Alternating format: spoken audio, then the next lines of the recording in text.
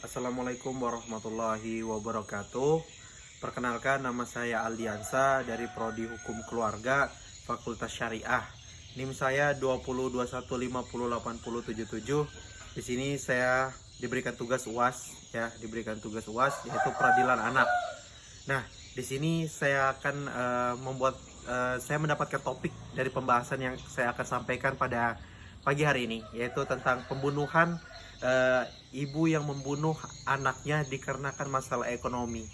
Nah, di sini saya akan membahas bagaimana sih cerita awalnya sampai akhirnya kenapa ibunya ini bisa membunuh anaknya secara tiba-tiba begitu. Nah, pertama adalah ibunya ini adalah ibu kandungnya sendiri, ya, mengalami stres yang begitu berat. Nah, dari mengalami stres yang begitu berat, diceritakan bahwa ibunya ini mengalami stres dari masa kecil, yaitu dari gara-gara dari hidupnya dulu itu dia mengalami kemiskinan, dan dia menikah tetap dari masa ke masa dia tetap mengalami ekonomi yang sangat krisis. Nah, dia memiliki anak 3.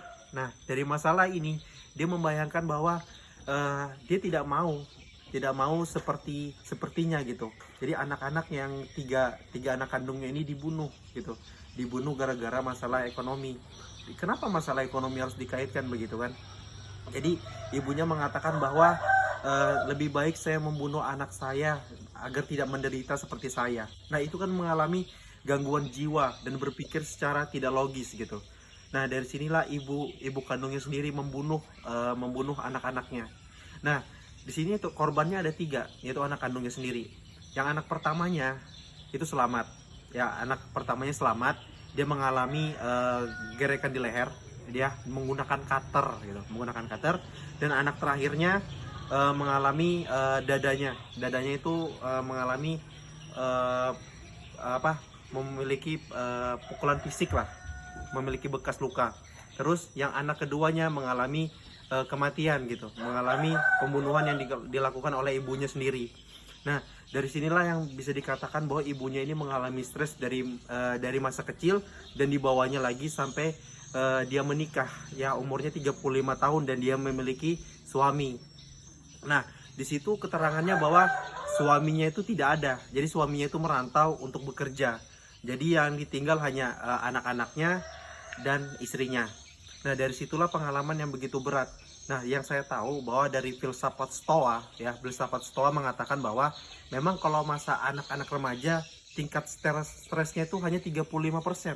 Tapi tingkat stresnya ibu rumah tangga atau kekeluargaan atau orang tua memang tingkatnya begitu berat, sekitar 53% yang saya tahu, bahwa pemikiran yang dimana seorang orang tua ini memikirkan bahwa bagaimana anak ini bisa dewasa, bagaimana nanti anak ini bersekolah, bagaimana anak ini bisa berkembang, dan dia memikirkan terus ya, bagaimana keuangan ini bisa meningkat gitu.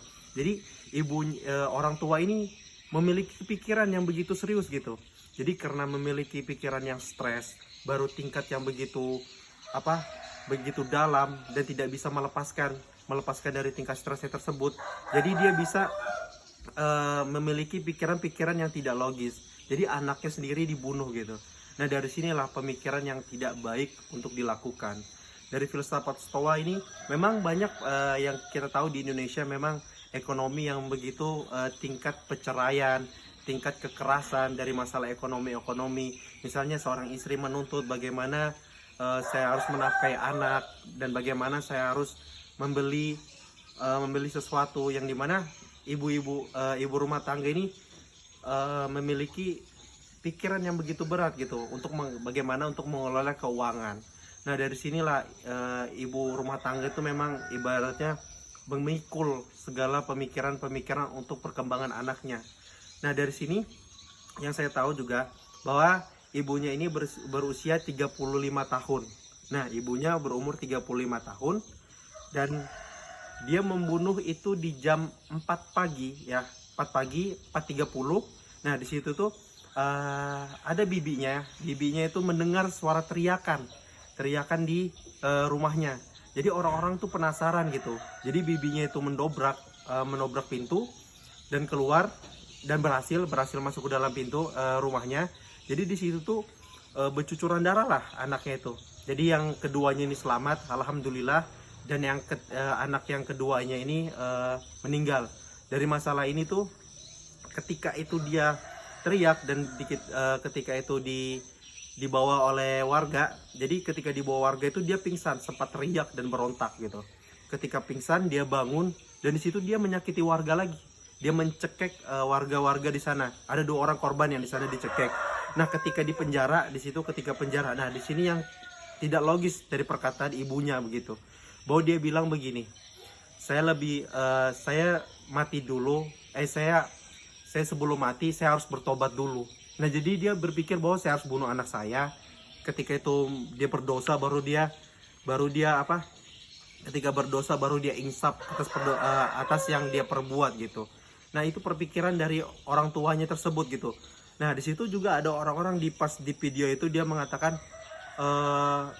apa kamu gila? Dia mengatakan saya tidak gila gitu. Dia kayak seperti berpikir waras, padahal yang dilakukan itu begitu tidak baik gitu. Nah, orang-orang mengatakan bahwa ini penyakit yang dimana stresnya begitu berat. Dan saya juga baca bahwa di situ tuh sebelum dia membunuh anaknya itu, dia menyakiti anaknya, dia mendapatkan bisikan-bisikan dari setan. Nah, dari tingkah laku stres inilah yang menyebabkan begitu berat dan begitu tidak bisa menahannya, dan dia melepaskan stresnya itu dengan membunuh. Nah, dari sinilah yang saya ketahui dan saya dapatkan dari berita-berita yang saya baca. Ketika pembunuhan tersebut itu, di situ termasuk pasal 338, masuk pasal pembunuhan, yaitu dengan hukuman penjara sekitar 15 tahun dikarenakan membunuh anak kandungnya sendiri. Nah, di sini sudah kita pahami bahwa ketika orang tuanya membunuh anaknya, maka masuk penjara sekitar 15 tahun, yang dimana pasal KUHP 338. Terakhir dari yang saya bahas ini, saya ingin mempromosikan tentang kuliah saya, yaitu dari UIN Samarinda. Baik pada maba-maba yang mungkin dari SMK, SMA ya, mungkin bisa masuk dari prodi-prodi yang dari fakultas-fakultas yang ada yang sudah disediakan di UIN Samarinda.